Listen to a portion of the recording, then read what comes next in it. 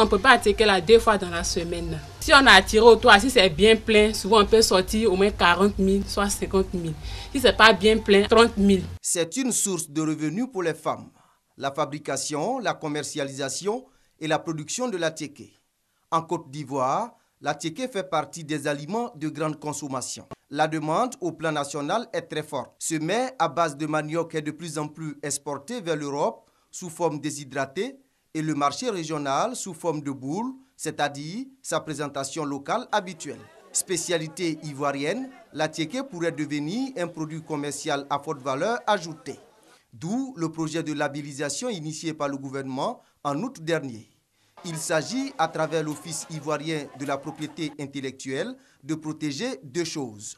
Le procédé de fabrication de cet aliment et l'appellation attiéké. Il va s'agir essentiellement de faire en sorte que l'appellation attiéké, le nom commercial attiéké, soit réservé aux seuls produits venant de la Côte d'Ivoire, étant entendu que d'autres pays tiers peuvent produire de la semoule de manioc.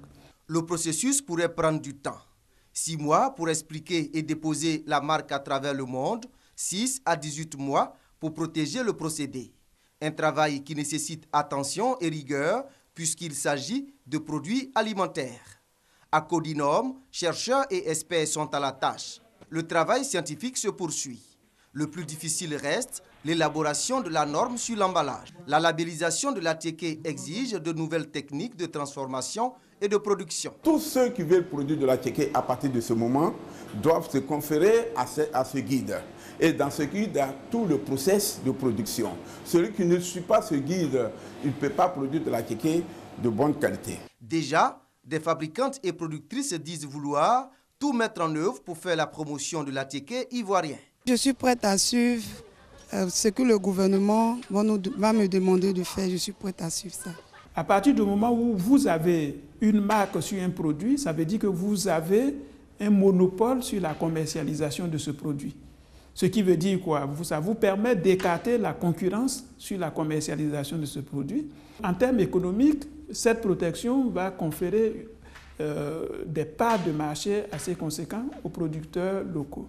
Des intérêts spécifiques également pour les industriels et producteurs. En 2015, le pays a produit 5 millions de tonnes de manioc.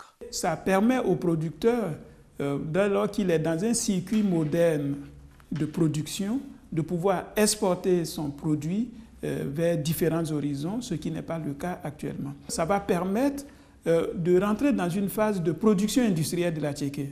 Bien que l'expertise ivoirienne en la matière soit reconnue, le pays ne dispose pas de statistiques sur le volume des ventes d'attiéké.